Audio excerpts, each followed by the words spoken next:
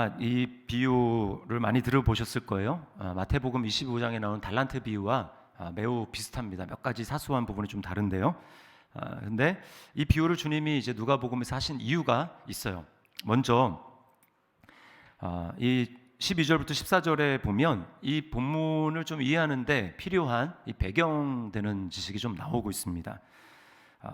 귀인이라고 나오죠. 높은 귀족이 있는데 이 사람이 왕위를 인준받고자 먼 나라로 떠나가는 그런 비유입니다. 이거는 실제로 헤롯 가문에서 있었던 일이에요. 성경에 이제 우리 신약 성경을 보면 복음서를 보면 또 이제 뭐 사도행전에도 나오지만 헤롯이라는 사람 이름이 굉장히 여러 명 나옵니다. 근데 똑같은 헤롯이 아니고 헤롯 이름은 똑같을지 모르지만 이름이 사실은 이렇게 다 뒤에 또 있어요. 헤롯 왕가의 누구 이름이 다 있습니다. 이제 예수님이 태어났을 때 그 베들레헴에 있는 모든 아기를 다 죽이라고 그 명령했던 그 헤롯은 헤롯 대왕입니다. 헤롯 대왕. 그리고 그 헤롯 대왕이 죽고 나서 그 다음에 이제 맏아들이 헤롯 아켈라오라는 그 사람이에요. 이렇게 그 신약에 나오죠. 헤롯을 이어서 이제 장남인 헤롯 아켈라오에게 이제 헤롯 대왕이 네가 내일 이어서 왕이 되어야 된다라고 하는 것이죠. 근데 그 당시에는 예수님 당시 시제에 팔레스타인을 누가 다스리고 있었습니까? 로마가 다스리고 있었죠. 그러니까 헤롯 그 가가 그렇게 정했다 할지라도 자기들이 원한다고 그렇게 되는 게 아닙니다. 로마에서 인준을 해줘야 돼요. 그러니까 실제로 그 BC 4년 정도에 아켈라오가 아버지의 이제 뜻을 받들어서 로마로 이제 갑니다. 가서 인준을 받아오는 거예요. 자, 그런데 여러분 그 헤롯가는 유대인들이 아니었거든요. 유대인이 아니면서 유대인을 다스리는 것을 유대인들이 너무나 싫어했습니다. 그래서 사절단을 조직을 해가지고 이제 아켈라오가 떠난 지 얼마 되지 않아서 바로 쫓아보냅니다. 그리고 가서 황제에게 우리는 이 사람 아켈라오가 우리를 다스리는 것을 원치 않습니다 라고 하는 자신의 뜻을 이렇게 전달을 한 거예요. 왕이 되는 것을 막지는 못했지만 그 결과 이 헤롯 아켈라오가 가진 그 권력이 굉장히 이제 그 다스림이 축소가 되게 되었습니다. 자, 여기 왕의 인준을 받기 위해서 먼 나라로 떠나는 귀인은 여러분 예수님이 하신 비유니까 누구를 상징할까요? 예수님을 상징합니다. 왜 주님께서 이 비유를 하셨을까요? 왜냐하면 당시의 모든 사람들은 하나님의 나라가 당장에 나타날 줄 알았어요. 이거는 예수님의 제자들도 그렇고 무리들도 그렇고 예수님을 조금 대단한 분이고 하나님께로 온 사람이다라고 하는 것을 인정하는 모든 사람들이 다 그랬습니다. 자, 11절 말씀을 보세요. 그들이 이 말씀을 듣고 있을 때에 비유를 더하여 말씀하시니 이는 자기가 예루살렘에 가까이 오셨고 그들은 하나님의 나라가 당장에 나타날 줄로 생각함이더라. 하나님의 나라가 당장에 나타난다. 자, 12 제자들도 예외가 아니었습니다. 자, 예수님이 지금 어디를 향하고 있습니까? 예루살렘. 예루살렘은 왕의 도성이죠. 예수님이 지금 예루살렘에 입성을 하시면 왕으로 등극을 하시는 것입니다. 많은 사람들이 그걸 알고 있었어요. 그리고 예수님 자신도 그걸 알고 있었습니다.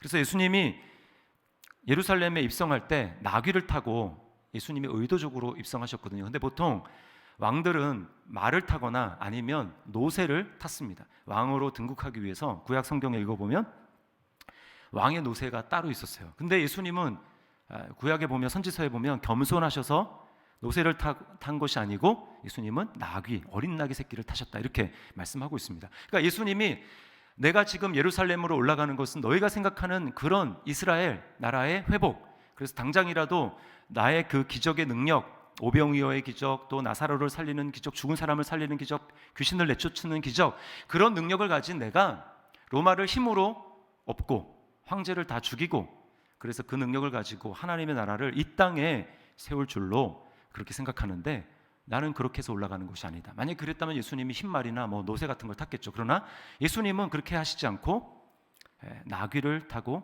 올라가시는 거예요. 겸손하게 그렇게 올라가셨습니다. 자, 그때 수많은 사람들이 제자들을 비롯해 수많은 사람들이 예수님이 이제 예루살렘에 입성하시는 것을 왕에 등극하는 것으로 받아들여서 어떻게 합니까?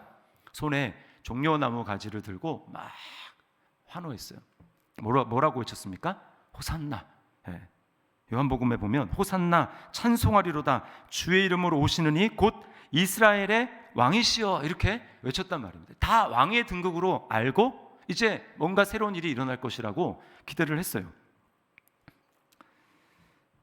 자, 그런데 주님께서는 그런 나라를 세우는 것이 아니라고, 그리고 제자들에게 지금 당장 하나님의 나라가 그런 식으로 임하는 것이 아니라고 그들의 잘못된 생각을 교정시켜 줬습니다. 그러니까 제자들은 근데 이걸 한번 교정해도 끝까지 이제 나중에 성령님이 오셔서 그들이 성령의 충만을 받고 복음의 증인이 되기 전까지는 그들이 계속해서 오해했어요. 예수님은 그들에게 이 비유를 통해서 잘못된 이해를 바로잡아 주십니다. 너희가 지금 기대하는 그런 하나님 나라 지금 오는 게 아니다. 예수님이 승천할 때도 그들은 똑같이 물어봤거든요. 이스라엘 나라를 회복시키심이 이때입니까?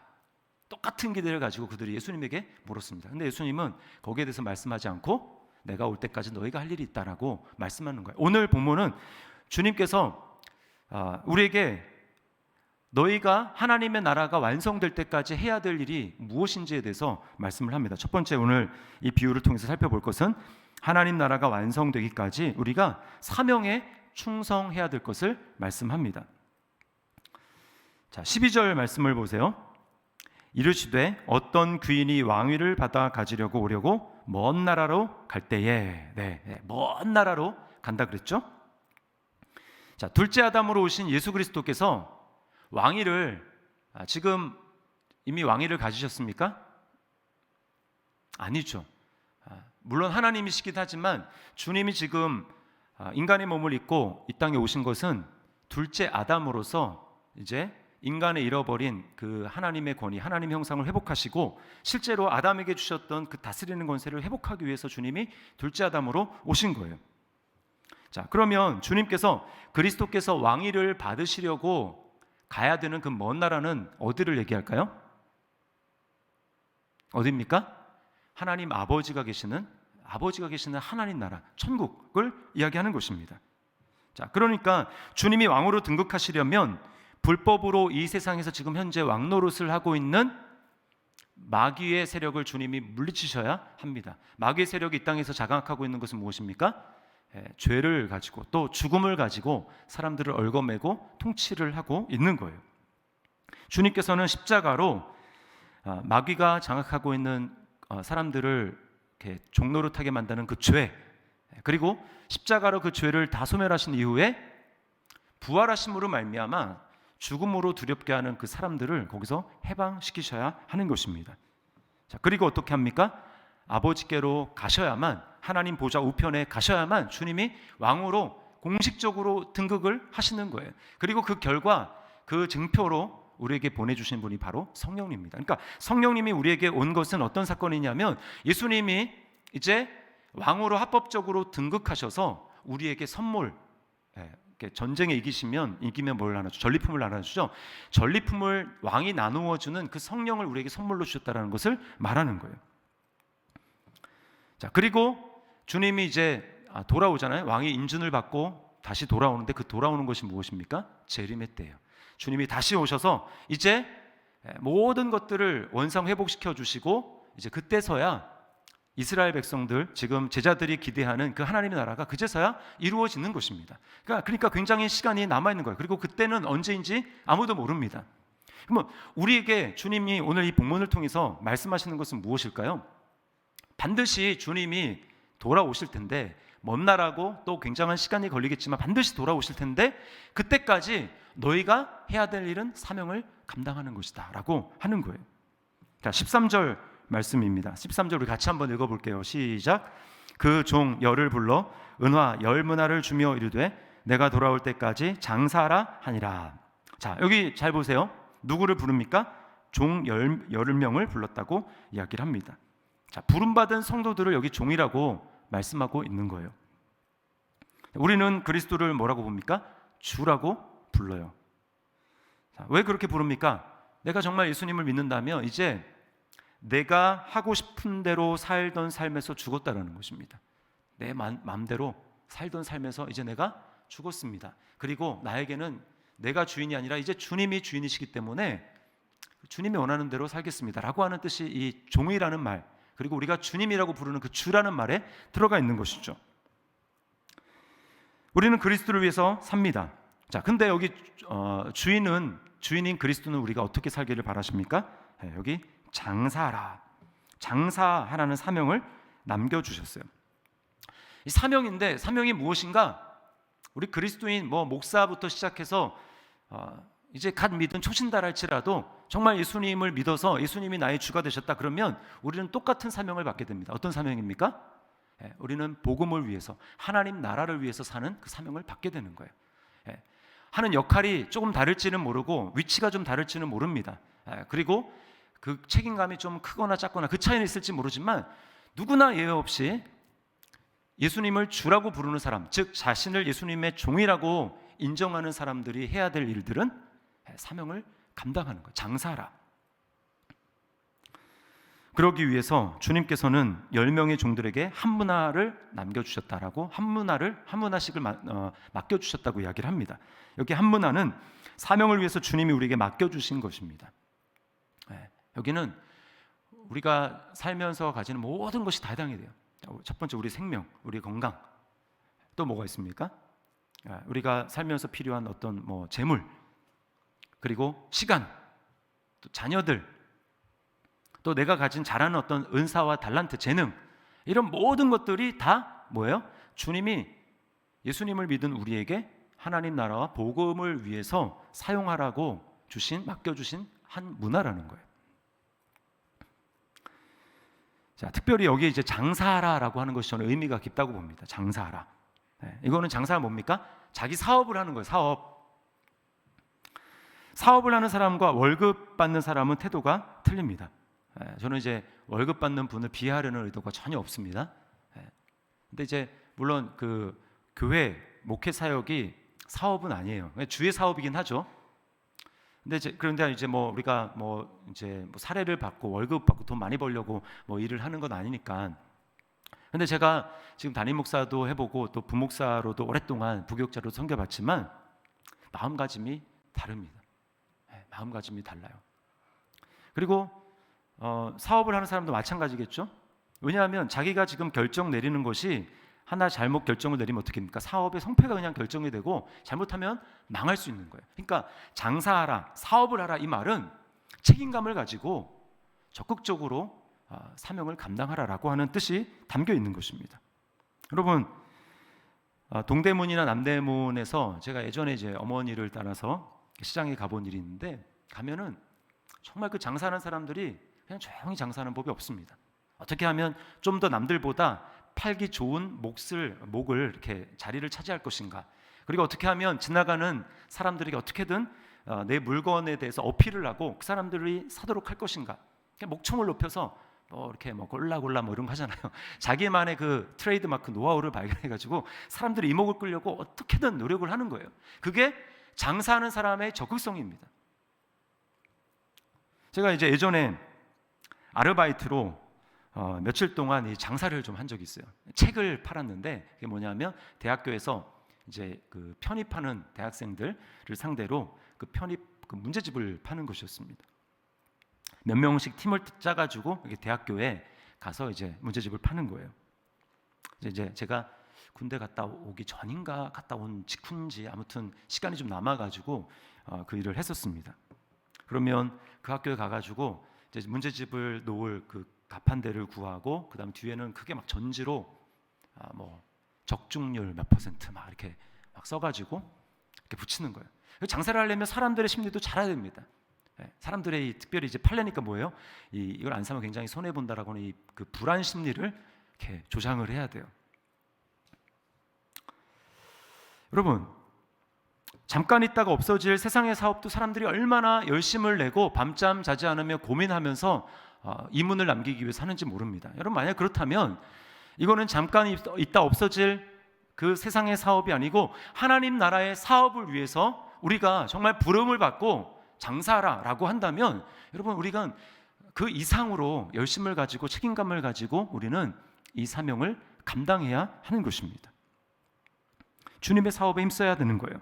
그리고 마지막 때에 반드시 하나님께서는 우리 것이 아니기 때문에 주님의 것을 다시 돌려받으면서 결산을 하신다고, 결산할 때가 있다고 말씀합니다. 15절 말씀을 보세요.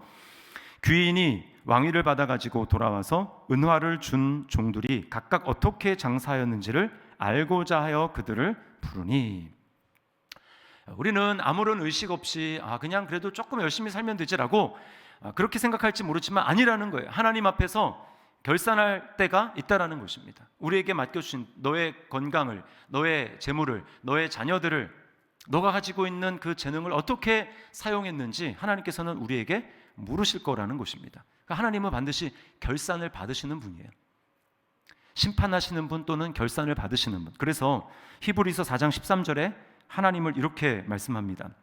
지으신 것이 하나도 그 앞에 나타나지 않음이 없고, 뭐예요? 그 다음에 우리의 결산을 받으실 이의 눈앞에 만물이 벌거벗은 것 같이 드러나느니라. 하나님은 어떤 분이십니까? 우리의 결산을 받으시는 분이라는 거예요. 우리는 다 하나님 앞에 서서, 주님, 제가 70년이라는 시간 동안, 또는 80년이라는 세월 동안, 아니면 100년이라는 시간 동안 제가 이렇게 살았습니다. 주님 나라를 위해서 이러한 일을 했습니다 라고 하는 것에 대해서 주님 앞에 고백하고 결산할 때가 있다라는 거예요. 주님이 다시 오시는 그날까지 주님께서는 언제 오든지 너희 그거 신경 쓰지 말고, 내가 먼 나라를, 아버지 나라 갔다가 언제 올지 꽤 오랜 시간이 걸릴 수도 있고 금방 올 수도 있는데, 그 시간 동안에 너희는 내가 너에게 맡겨준 그 사명을 하라는 것입니다. 장사하라는 거예요. 적극적으로 그 일을 감당하라는 것입니다. 자, 그럼 두 번째는 충성의 비결인데요, 그것은 바로 그리스도에 대한 오해를 바로 잡는 것입니다. 주님을 바로 알아야 우리는 이 사명을 감당할 수가 있어요. 자, 여기 이제 10명의 종에게 10문화를 한 문화씩을 나눠줬다고 하는데 나머지 7명은 나오지 않습니다. 3명을 대표로 말하면서, 자, 첫 번째 종에게 한 문화를 줬는데 결산할 때 그 사람이 10배를 남겼어요. 10문화를 남겼습니다. 주님이 칭찬합니다. 또 그 다음 두 번째 종은 5문화를 남겼어요. 주님이 칭찬하시고 5고을을 다스리는 권세를 줍니다. 여기서 우리가 이제 천국에서, 그러면 이 땅에서 열심히 하면 천국에서 10고을의 권세를 가진다는 건 나보다 더 많이 다스릴 수 있는 권세를 주님이 주신다는 건가? 그건 정확하지 않습니다. 여기 초점은 그게 아니에요. 주님이 우리가 작은 일에 수고한 것에 굉장히 크게 보상하신다, 하나님의 은혜로움에 대해서 말씀하는 것이지, 이것을 1대1로 막 대응해가지고 그럼 천국에서 난 뭘 받을 수 있지, 이런 쪽이 아니라는 거예요. 자, 근데 문제는 무엇인가? 마지막이 등장하는 세 번째 종입니다. 자, 세 번째 종은 주님이 주신 그 한 문화를 수건에 싸뒀다가 그대로 가지고 왔습니다. 만약에 절대로 내가 준 것을 잃어버리지 말고 잘 가지고 있어, 간직해야 된다라고 하는 것이었다면 이 사람도 나름 이렇게 책망을 받지 않았을지 모르겠어요. 그러나 주님의 의도는 뭐였습니까? 장사하는 거예요. 장사를 하지 않았잖아요, 그죠? 그래서 책망을 받는 것입니다. 여러분, 왜 이 사람이 분명히 장사라고 준 한 문화를 장사하지 않고 고이 간직해놨다가 주님 앞에 줬습니까? 이것은 주인이 어떤 분인지에 대해서 자신 나름대로 오해를 했기 때문에 그래요. 자, 21절 말씀을 보세요. 자, 같이 읽습니다. 시작. 이는 당신이 엄한 사람인 것을 내가 무서워함이라. 당신은 두지 않은 것을 취하고 심지 않은 것을 거두나이다. 주인을 어떤 분으로 알았습니까? 엄한 사람. 엄한 사람이 뭡니까? 아주 깐깐하고 인색한 사람을 얘기를 하는 것입니다. 주지도 않으면서 달라고 하는 사람, 심지도 않았는데 거기서 거두려고 하는 사람이라는 것입니다. 한 문화는 여러분 아주 큰 돈도 아니지만 그렇다고 아주 작은 돈도 아니에요. 한 문화를 요즘으로 따지면 노동자의 100일의 품삯에 해당이 됩니다. 하루에 만약에 10만 원을 번다 그러면 한 1,000만 원쯤 되는 돈이에요. 그렇게 작은 돈은 아니죠. 사실 똑같이 받았어요. 마태복음 25장에 나오는 것과 다른 점은 거기서는 달란트 자체가 틀립니다. 5달란트, 2달란트, 1달란트인데 여기는 한 문화씩 똑같이 받았어요. 그렇다면 여러분 비교할 게 없지 않습니까? 똑같이 받았으면 10문화를 남긴 사람이나 5문화를 남긴 사람이나 지금 수건에 꽁꽁 싸둔 사람이나 사실은 똑같이 받았단 말이에요. 그런데 지금 이 사람의 문제는 무엇입니까? 이 사람만 주인에 대해서 당신은 인색한 사람입니다. 당신은 심지 않은 데서 거두는 사람입니다. 라고 자기 스스로 그렇게 주인을 생각하고 있다는 것, 주인에 대해서 매우 오해했다는 것입니다. 앞에 두 사람은 많은 열매를 맺었는데 자기가 열매를 맺지 못했다, 똑같이 받았는데 그러면 누구 탓입니까? 자기 탓이죠. 그러나 이 사람은 지금 주인에 대해서 원망하며 주인 탓을 하고 있는 거예요. 뭐라고 얘기합니까? 당신이 내게 이것밖에 주지 않았기 때문입니다 라고 지금 주인을 원망하고 있습니다. 여러분, 근데 잘 생각을 해보세요. 항상 원망하고 탓을 하는 데에는 자기 생각이 들어가 있습니다. 기준이 뭐예요? 자기 기준입니다. 내가 봤을 때 당신은 엄한 사람입니다. 내가 봤을 때 당신은 매우 깡깡하고 인색한 사람입니다. 내가 봤을 때 당신은 심지 않은 데서 거두려고 하는 그런 사람입니다 라고 자기 생각에, 자기 기준에 대해서 이야기를 한다는 거예요. 그러면서 내 생각에는 당신은 나에게 이만큼 더 주었어야 합니다 라고 자기 생각을 얘기를 하는 것이죠. 여러분, 그러나 성경에서 항상 우리에게 믿음이라고 얘기할 때 항상 우리에게 얘기하는 것은 무엇이냐면 하나님의 선하심을 어떤 상황이 되더라도 의심하지 말라는 것입니다. 하나님의 선하심에 대해서 내가 보기에 아무리 그것이 불평할 만한 상황이고 억울해 보이고 불공평한 것 같고 하나님이 좀 선하지 않은 것 같아 보여도 하나님은 그런 하나님이 아니다 라고 하는 것에 대한 믿음을 잃지 말 것을 우리에게 이야기를 합니다. 이것은 구약의 예루살렘이 바벨론에 대해서 멸망당했을 때도 마찬가지예요. 여러분, 사람들이 얼마나 실망했겠습니까? 믿었어요, 하나님을 나름대로. 그리고 거기에는 성전이 있었습니다. 자기 나름대로 제사도 드렸어요. 예배를 드렸습니다. 하나님을 섬긴다고 자기 나름으로는 섬겼어요. 그런데 멸망당했습니다. 포로로 잡혀갑니다. 성전이 무너집니다.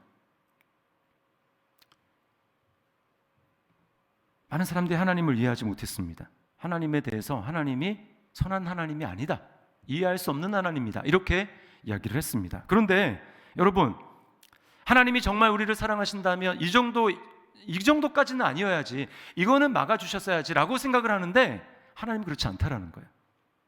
예레미야 29장 11절에 하나님 그 상황에서 뭐라고 말씀하는지 보십시오. 같이 읽습니다. 시작. 여호와의 말씀이니라. 너희를 향한 나의 생각을 내가 하나니 평안이요 재앙이 아니니라. 너희에게 미래와 희망을 주는 것이니라. 네, 뭐라고 얘기합니까? 지금 나라가 망하고 성전이 무너지고, 야, 하나님이 정말 살아계신 건 맞는가? 하나님의 이전까지 했던 모든 약속들이 아무런 소용이 없는 것 아닌가? 하나님을 믿어봤자 별로 우리에게 이득이 될 만한 것이 없지 않는가? 라고 생각해서 하나님에 대해서 의심하고 있는 그 상황에 하나님 뭐라고 말씀합니까? 너희를 향한 나의 생각은 내가 안다. 너희가 아는 것이 아니고, 너희가 생각하는 것이 아니고, 너희를 향한 나의 생각은 누구만 안다? 내가 안다.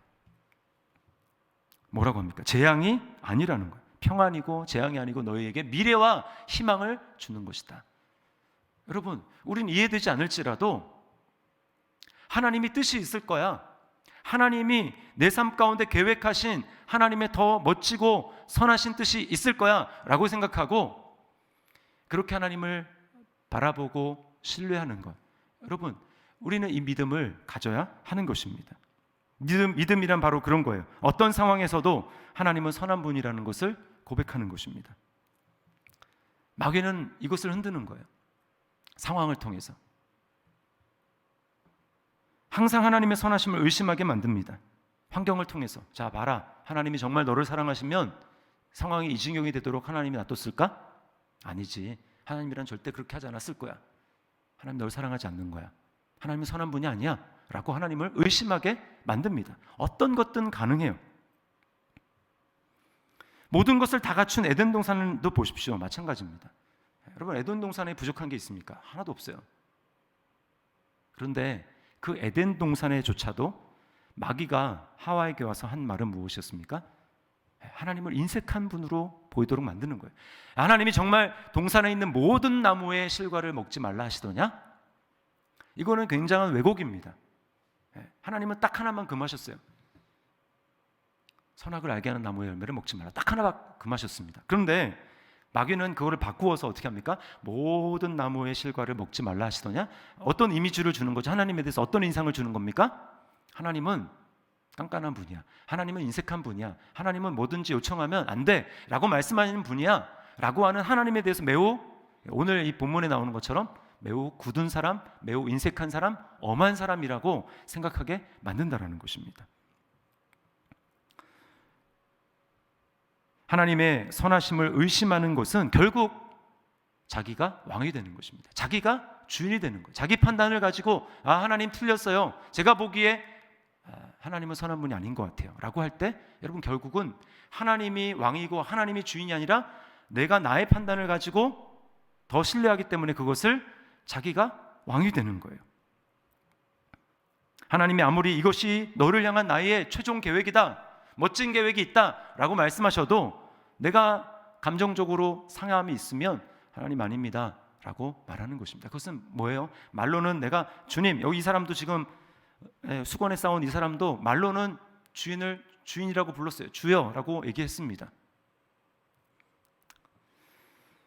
사절단을 보내서 우리는 이 사람이 왕이 되는 것을 원치 않습니다 라고 했잖아요. 여러분 그 사절단이 돌아왔을 것입니다. 그렇죠? 세 번째 종은 어땠을까요? 세 번째 종은 어떤 입장이었을까요?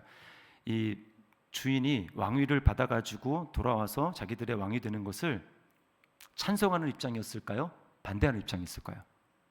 네, 당연히 반대하는 입장이었죠. 왜요? 당신이 엄한 사람이고 인색해서 심지도 않은 데서 거두려고 하는 완전히 그 악덕 기업주인데 여러분 그런 사람이 왕이 된다 그러면 이제 죽는 거잖아요. 자기들은 분명히 이 사람은 기록되어 있지는 않았지만 이 주인이 돌아와서 왕이 되는 것을 반대하는 입장에 섰을 것입니다. 뭐예요? 지금 주인에 대해서 반역을 꾀하고 있는 것이죠. 당신은 나의 주인이 아닙니다. 입으로는 주인이라고 얘기하면서 실제로는 자기의 생각을 앞세웠고 자기가 주인이 되는 거예요. 하나님의 선하심을 불신하는 사람은 결국 예수님이 그리스도가 왕이 되심을 거부하고 자기가 왕이 되는 것입니다.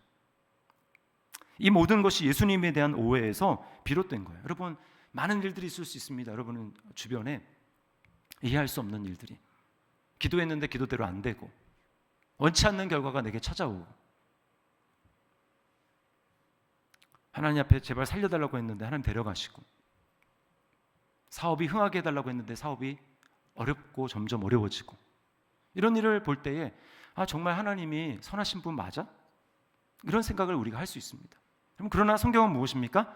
그럴지라도 하나님이 선하심을 의심하지 말라는 것입니다. 그것이 하나님을 왕으로 하나님을 주인으로 고백하는 사람이 가져야 될 태도라는 거예요. 그게 믿음이라는 것입니다. 여러분 정말 우리 주님은 깐깐하고 인색한 분입니까? 심지 않은 데서 거두시는 그런 무지막지한 착취자이십니까? 아니죠. 예수님이 지금 예루살렘에 올라가시는 이유가 무엇입니까? 왜 올라가시죠? 아까 노새를 타지 않으시고 나귀 새끼를 타고 올라가신 이유, 그 이유는 보통 왕들이 꿈꾸는 힘을 가지고 사람들을 억압하는 그런 왕이 되시기 위해서가 아니고 주님은 십자가에 매달리는 사람들이 보기에 매우 힘이 없고 연약한 그런 왕이 되시기 위해서 십자가에 매달리기 위해서 지금 예루살렘으로 올라가는 거예요. 그걸 알았다면 많은 사람들은 다 거절했을 것입니다. 그런 길. 그러나 예수님은 그 길을 가시죠. 왜 그렇습니까? 우리가 예수님이 왕이 됨을 원하지 않는다고 적극적으로 의사를 표시한 반역자인데 반역자인 우리가 당해야 될 죽음을 주님이 대신 받으시기 위해서 그렇게 올라가신 거예요. 자, 27절 말씀을 보세요. 그리고 내가 왕됨을 원하지 아니하던 저 원수들을 이리로 끌어다가 내 앞에서 죽이라 하였느니라.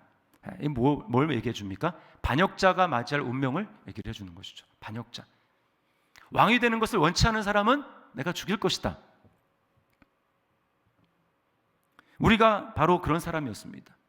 아까 얘기했죠. 하나님의 선하심을 의심하고 그래서 하나님이 왕이 아니고 내 생각이 왕입니다. 내가 보기에 옳은 것이 옳은 것입니다 라고 하면서 하나님이 나의 실질적인 왕이 되는 것을 행동으로 우리의 마음의 태도로 거부했던 우리가 바로 당신이 나의 왕이 되는 것을 내가 원치 않습니다 라고 했던 그 반역자고, 그런 태도로 말미암아 어떤 운명을 맞이해야 됩니까? 이리로 끌어다가 내 앞에 죽이라. 그러나 우리 주님은 우리를 그렇게 하지 않으시고 어떻게 하십니까? 지금 예루살렘으로 자기가 올라가시는 거예요. 자기가 반역한 우리의 죄를 담당해서 우리의 자리에서 반역의 죄를 지시고 자기가 십자가에 못 박혀 죽기 위해서 지금 예루살렘으로 올라가시는 것입니다. 여러분, 자신의 생명까지 우리를 위해서 내어주시는 분이 어떻게 인색한 분이라고 할 수 있겠습니까? 어떻게 그분이 엄한 분이고 심지 않은 데서 거두시는 분이라고 말할 수 있겠어요? 아닙니다. 로마서 8장 32절 말씀, 우리가 잘 아는 말씀인데요, 우리 같이 한번 믿음으로 읽어보겠습니다. 시작. 자기 아들을 아끼지 아니하시고 우리 모든 사람을 위하여 내주신 이가 어찌 그 아들과 함께 모든 것을 우리에게 주시지 아니하겠느냐. 여러분이 사실 이 말씀 믿으십니까? 네. 자기 아들을 아끼지 아니하고 우리 모든 사람을 위해서 내어주신 그분이 여러분 어떻게 인색한 분입니까? 모든 것을 우리에게 다 주시는 분이죠. 주님께서 오늘 첫 번째 나온 그 종을 굉장히 칭찬하십니다. 충성한 종이라고. 사실은 주님이 충성한 분이시죠. 진정한 충성. 주님은 끝까지 신실하셨고 끝까지, 충성이라는 말, 다른 말, 우리에게 와닿는 말은 의리라고 생각합니다. 의리를 지키셨어요. 우리는 주님의 충성과 주님의 의리 지키심 때문에 구원받은 사람들입니다. 만약에 주님이 우리의 태도를 보고 결정하셨다면, 너가 끝까지 어떻게 하나 내가 좀 보고 너를 구원할지 안 할지 생각하겠다 라고 한다면 여러분 어땠을까요? 우리 중에 한 명도 구원받지 못할 것입니다. 야, 내가 너 진짜 그런 인간인 줄 몰랐다, 예전에 미처 몰랐다. 주님이 그럴 일도 없겠지만, 다 아시겠지만, 내가 널 보니 너를 위해 죽고 싶은 마음이 사라졌다. 그러면서 주님이 십자가에서 만약에 내려오셨다, 그럼 우리는 구원받지 못하는 것입니다. 주님은 끝까지 충성하셨어요. 끝까지 아버지의 뜻, 의리를 지키면서 우리를 위해 죽으심으로 우리가 구원받았다는 것입니다. 여러분, 주님의 충성으로 구원받았고 그런 분을 우리가 주라고 고백한다면 이제 우리가 주님을 위해서 충성해야 되지 않겠습니까? 우리가 주님을 위해서 의리를 지켜야 되지 않겠습니까? 상처받았다고, 기분이 좀 상한다고, 이제 못하겠습니다, 이제 사명 감당받지 못하겠습니다 라고 한다면, 여러분 그게 정말 주님에 대한 충성입니까? 주님에 대한 의리입니까? 물론 가장 이상적인 건 뭐예요? 항상 기뻐하고 감사하는 마음으로 우리가 주님 맡겨준 일을 감당하는 것이죠. 그러나 여러분, 사람인지라, 목사님 저도 마찬가지입니다. 언제 항상 기뻐가지고 사역을 감당하겠습니까? 어떨 때는 낙심도 되고, 진짜 내가 아버지가 목사인데 왜 미처 이런 목사가 이런 걸, 담임 목사가 이런 걸 미처 몰랐을까라고 하면서 어떻게 하지? 지금이라도 간도해야 되나? 이런 마음이 들 때도 있어요. 그러나 여러분, 주님이 나를 위해서 끝까지 참으시고 끝까지 충성하셔서 내가 구원을 받았다면, 때때로 기쁨이 없고 감사도 없고 건조한 것 같고 메마른 것 같고, 그런 상황에서도 의리 때문에, 주님께 끝까지 충성하는 이 인내심 때문에, 내가 맡았기 때문에, 맡은 자에게 구할 것은 충성이니라, 그래 내가 맡았으니까 주님은 나에게 충성을 보신다고 했지, 그래 내가 끝까지 가리라. 때로는 여러분이 참고 그냥 은혜가 별로 없는 것 같은데도, 물론 그렇게 견디게 하시는 것도 하나님의 은혜입니다. 그렇게 해야 될 때도 있는 거예요. 그러다 보면 주님이 또 우리에게 은혜를 주시고 다시금 회복시켜 주시고 그렇게 하는 것입니다. 주님은 그것을 귀하게 보시는 거예요. 여러분, 믿음을 너무 거창한 것이라고 생각하지 마십시오. 믿음은 그 자리에서 힘들더라도 인내하고 버티는 것이 믿음입니다. 끝까지 충성하며 의리를 지켰던 교회가 서머나 교회였어요. 계시록에 7교회가 나오는데 그 중에 빌라델벨 교회와 같이 유일하게 칭찬만 받았던 교회입니다. 서머나 교회를 향해서 주님이 이렇게 격려하심이 약속하세요. 계시록 2장 10절 말씀입니다. 너는 장차 받을 고난을 두려워하지 말라. 볼지어다 마귀가 장차 너희 가운데서 몇 사람을 옥에 던져 시험을 받게 하리니 너희가 10일 동안 환난을 받으리라. 우리 같이 그 다음에 같이 읽습니다. 내가 죽도록 충성하라. 그리하면 내가 생명의 관을 내게 주리라. 아멘. 내가 죽도록 충성하라. 그리하면 생명의 관을 얻으리라. 생명의 관을 주님으로 받는 사람은 누굽니까? 끝까지 충성하는 사람이에요. 끝까지 주님 앞에 자리를 지키며 의리를 지키며 주님이 나를 위해서 충성하셨으므로 내가 구원받았으니 이제는 내가 주님을 위해 충성하리라. 사명을 감당하는 사람입니다. 언제까지요? 죽을 때까지. 힘들어도. 그럼 그게 십자가를 지는 삶 아니겠습니까? 그리고 그 사명이 나를 지켜주는 것입니다. 내가 처음에는 내가 사명을 감당하는 것 같지만 나중에 보면 그 사명이 나를 지켜주는 거예요. 서머나 교회, 지금 제가 요한계시록에 읽었던 이 서머나 교회의 감독이었던 폴리캅, 이제 그 전설에 의하면, 유대인의 그 전설에 의하면 예수님이 이제 어린아이를 안아주고 축복하시잖아요. 그 제자들이 막 뭐라고 하고 저리 가라고 그렇게 쫓아냈을 때 그 예수님이 품에 안고 축복했던 그 어린아이가 아마 이 폴리캅이었을 거라고 얘기를 합니다. 서머나 교회 감독이었어요. 이 사람이 86세 때 순교를 하는데 이 계시록에 나온 말씀 그대로 내가 죽도록 충성하라. 그리하면 내가 생명의 관을 내게 주리라. 이 말씀에 딱 해당되는 사람입니다.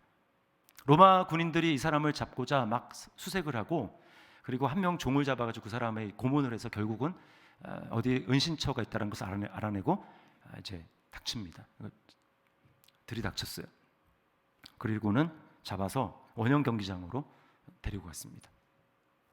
이미 이제 짐승, 사자, 이런 맹수들을 풀어가지고 사람들을 죽인 다음이었기 때문에 다시 이제 맹수로 이 사람을 죽일 수는 없고, 그래서 화형이라는 방법을 택했습니다. 그러면서 화형을 거행하기 전에 예수가 주가 아니라 가이사가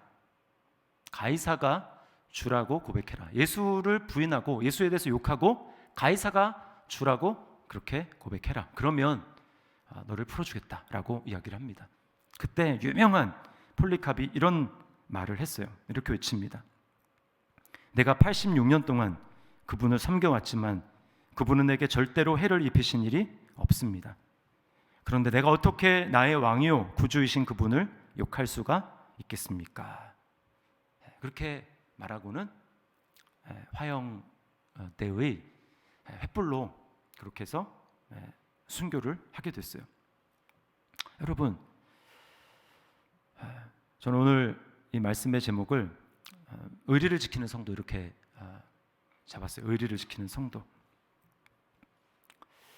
나를 위해서 끝까지 십자가를 지신 그 주님을 우리가 바라봤으면 좋겠습니다.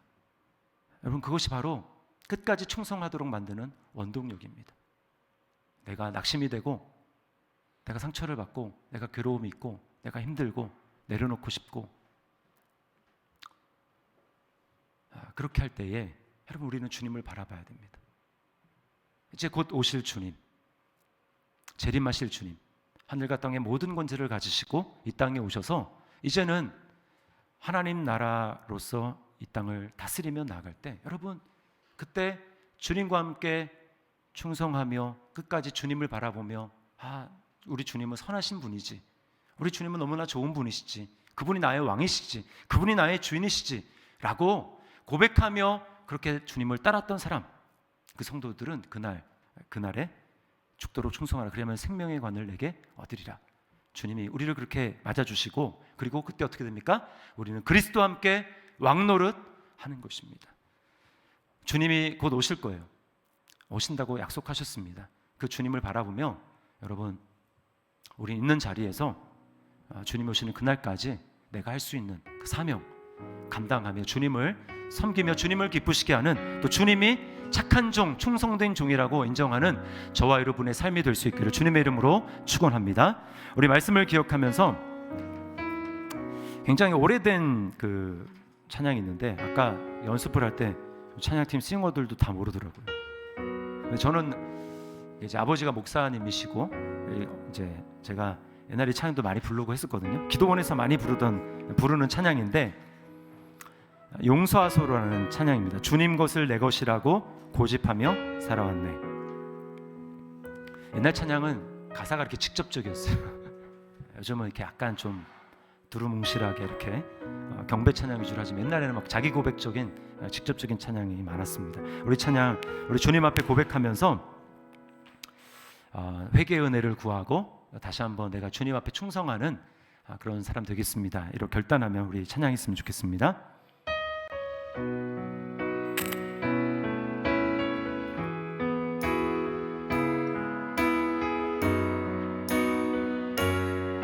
주님 것을 내 것이라고, 주님 것을 내 것이라고 고집하며 살아왔네.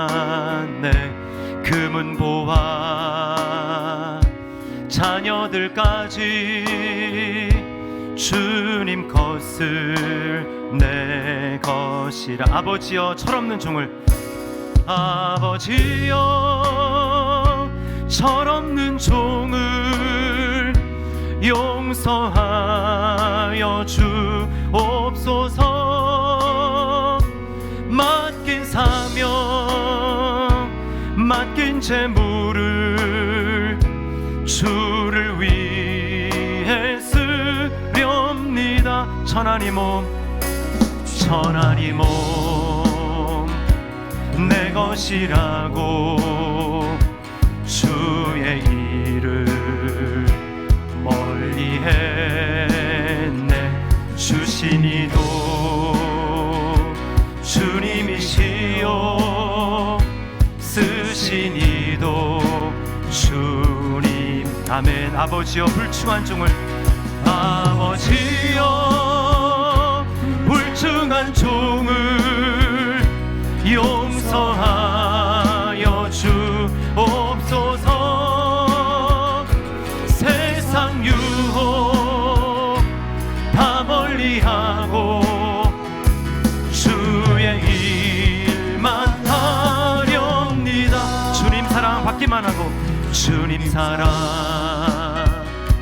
받기만 하고 감사할 줄 몰랐었네. 주님 말씀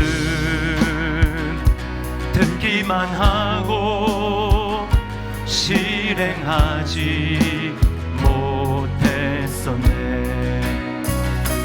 아버지여 연약한 종을 용서하여 주옵소서. 주님 명령 순종하면서 주를 위해 산. 우리 처음부터 다시 합니다. 주님 것을 내 것이라, 주님 것을 내 것이라고 고집하며 살아왔네. 금은 보화 자녀들까지 주님 것을 내. 아버지여 철없는 종을 용서하여 주옵소서. 아버지여 철없는 종을 용서하여 주옵소서. 맡긴 사명, 맡긴 재물을 주를 위해 쓰렵니다. 천하니 몸, 천하니 몸 내 것이라고 주의 일을 멀리 했네. 주신 이도 주님이시요 쓰신 이도 주님이야. 불충한 종을 용서하소서. 아버지여 불충한 종을 용서하여 주옵소서. 세상 유혹 다 멀리하고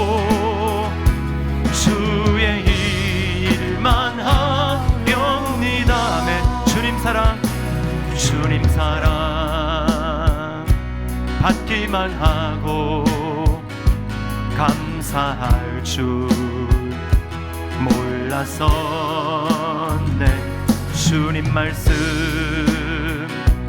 듣기만 하고 실행하지 못해. 아버지여 연약한 종을, 아버지여 연약한 종을 용서하여 주옵소서. 주님 명령 순종하면서 주를 위해 살려. 아버지여 연약한 종을, 아버지여 연약한 종을 용서하여 주옵소서. 주님 명령 순종하면서 주를 위해 살렵니다.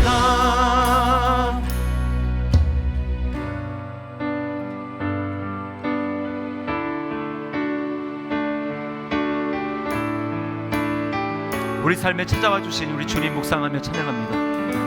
사랑하는 주님 섬기리 생명 주신 예수님.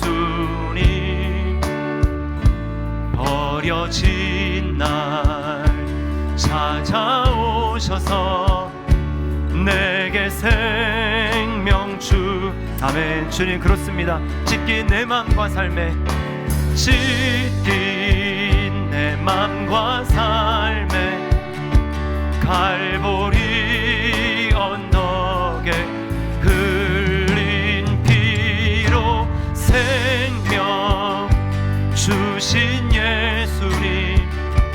나 영원히 사랑하는 주님 섬기리.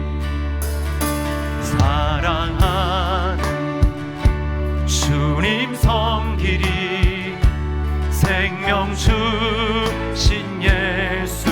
버려진 날 찾아오셨습니다. 버려진 날 찾아오셔서 내게 생명 주셨. 아멘. 찢긴 내 맘과 삶에, 찢긴 내 맘과 삶에 갈보리 언덕에 흘린 피로 생명 주신 예수님. 나 영원. 우리 예수 믿기 전에 어떠한 삶이었습니까? 찢긴 내 맘과 삶에, 찢긴 내 맘과 삶에 갈보리 언덕에 흘린 생명 주신 주님. 생명 주신 예수님. 나 영원. 우리 다시 한번 전심으로 사랑하는 주님 영원히 섬기기 원합니다. 사랑하는 주님 생명 주신 예수님. 생명 주신 예수.